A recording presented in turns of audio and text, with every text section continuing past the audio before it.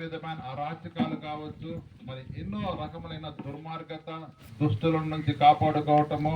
తర్వాత ఈ లోకం ఏంటంటే సాతాను, లోకానికి రాజు ఎవరు?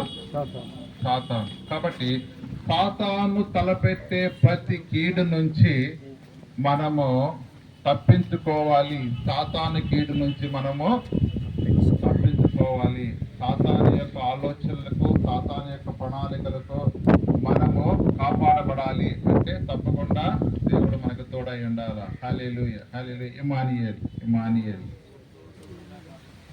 సో మీకు ఒక చిన్న విషయాన్ని చెప్పాలి ముందు. మొట్టమొదటగా నేను వింటున్న విషయం ఏంటంటే, కొన్నిసార్లు నాకు చాలా రకరకాలుగా వింటూ ఉన్నప్పటికీ, మనసు నొచ్చుకుంటున్నప్పటికీ సభాముఖంగా చెప్పటానికి నేను అంత తొందరపడలేదు.